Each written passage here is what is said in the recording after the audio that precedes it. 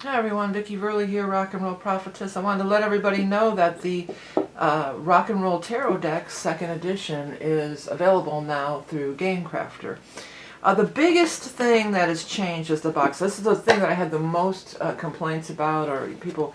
I even had to make a separate listing for a new box if you wanted to just buy a new box, because the original box, it's like a tuck box, but it was very, very flimsy. It's really thin cardboard.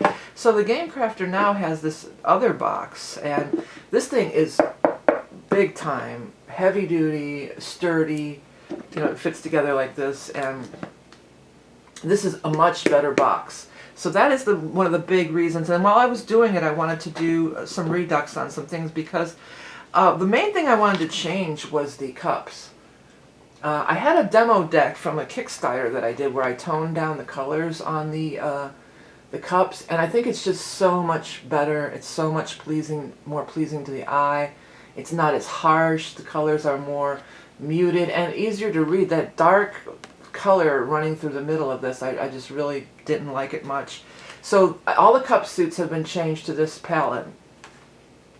The other thing I changed was the Major Arcana, because when I changed the cups to this palette, I noticed that it was very close to the Major Arcana. It looked almost the same, and I definitely wanted to distinguish them, the suits of the different suits, to be distinguished from one another. So I changed all the Major Arcana background and the palette a little too. Now the green on the bottom does blend in a little bit, but I still think it's more soothing to the eye.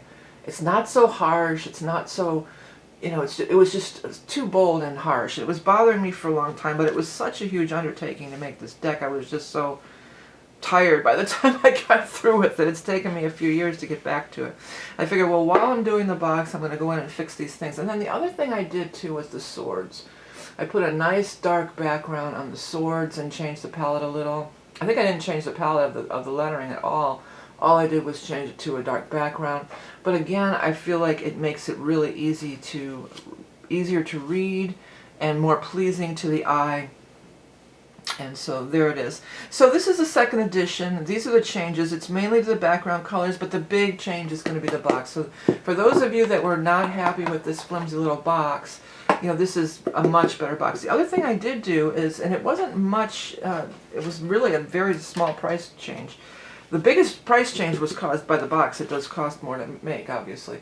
But these are kind of flimsy, and this has a coating on it. And it also has like it's a fiber, or it's a texture, I forget, linen. It's got a linen finish with a coating over it. And you definitely can tell the difference.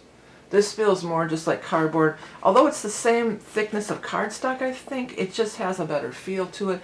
And I feel it's going to be more durable and last longer also.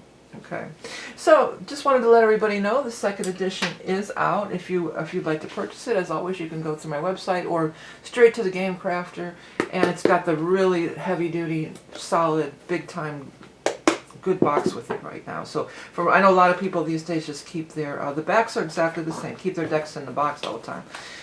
The backs are exactly the same. No change there. But a few of the colors. But I think it's more pleasing to the eye. It's easier to look at. And I think it's overall a big improvement. Okay, thanks for all your support, and see you next time on the readings. Bye.